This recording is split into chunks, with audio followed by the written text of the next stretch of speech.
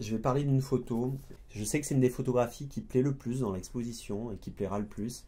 C'est l'ouvrage des Gondrand. C'est cette photographie qui est en grand format, aussi en 100 par 150, qui m'a été achetée par des particuliers, qui fait l'unanimité, qui est une photographie presque de caverne en fait finalement, alors que c'est un ouvrage militaire. On est dans de l'intérieur, ça ouvre sur la montagne, sur l'extérieur.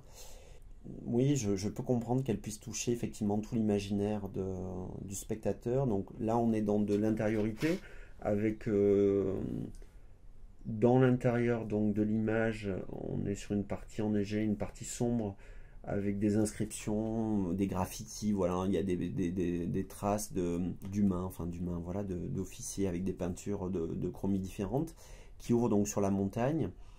Donc là, on est toujours dans cette relation intérieure-extérieure, mais c'est une photographie très classique, hein, très posée dans la construction même, mais qui touche énormément l'imaginaire du spectateur et qui est, à mon avis, la photographie qui plaira le plus aux spectateurs. D'ailleurs, ça a déjà été le cas, où on est vraiment à la fois dans le mythe de la caverne, finalement, donc quelque chose de l'ordre ouais, presque platonicien, et puis en même temps sur on a l'impression, en fait, c'est très décontextualisé. On a l'impression qu'on n'est absolument pas dans un édifice.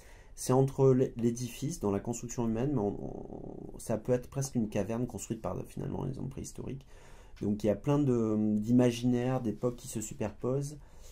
Et c'est vrai qu'au moment où j'ai fait cette prise de vue, je savais que cette photographie plairait, en tout cas, séduirait le public.